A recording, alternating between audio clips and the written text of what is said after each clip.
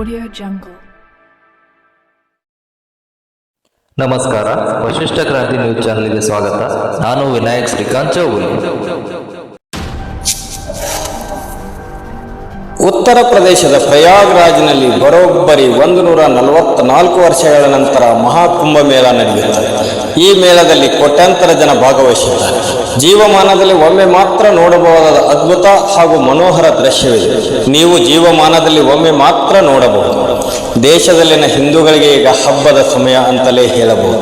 4 ಗ್ರಹಗಳು ಸೇರುವ ವಿಶೇಷ ಸಂದರ್ಭ ಇದಾಗಿದೆ ಎನ್ನಲಾಗುತ್ತದೆ. ಕೋಟ್ಯಾಂತರ ಜನ ಈ ಸಂದರ್ಭದಲ್ಲಿ ಉತ್ತರ ಪ್ರದೇಶದ ಪ್ರಯಾಗದಲ್ಲಿ ಸೇರುತ್ತಿದ್ದಾರೆ. ಈ ಮಹಾಕುಂಭಮೇಳವನ್ನು ನೀವು ಒಮ್ಮೆಯಾದರೂ ಕಣ್ತುಂಬಿಕೊಳ್ಳಬೇಕು ಎನ್ನುವುದಕ್ಕೆ ಹಲವು ಕಾರಣಗಳಿವೆ. ಇನ್ನೂ ಈ ಮಹಾಕುಂಭ ಮೇಳದಲ್ಲಿ 40 ಕೋಟಿಗೂ ಹೆಚ್ಚು ಜನ ಭಾಗವಹಿಸಲಿದ್ದಾರೆ ಎಂದು ನಿರೀಕ್ಷೆ ಮಾಡಲಾಗಿದೆ. ಉತ್ತರ ಭಾರತದಲ್ಲಿ ಈಗ ಮೈ ಕೊರೆಯುವ ಚಳಿ ಇದೆ. ಮುಂದಿನ ದಿನಗಳಲ್ಲಿ ಚಳಿ ಪ್ರಮಾಣ ಇನ್ನಷ್ಟು ಕಡಿಮೆಯಾಗುವ ಸಾಧ್ಯತೆ ಇತ್ತೆಂದು ಭಾರತೀಯ ಹವಾಮಾನ ಇಲಾಖೆ ಮುನ್ಸೂಚನೆ ಕೊಟ್ಟಿದೆ. ಈ ಮೈ ಕೊರೆಯುವ ಚಳಿಯಲ್ಲೂ ಜನಸಾಗರವೇ ಪ್ರಯಾಗದಲ್ಲಿ ಸೇರಿದೆ.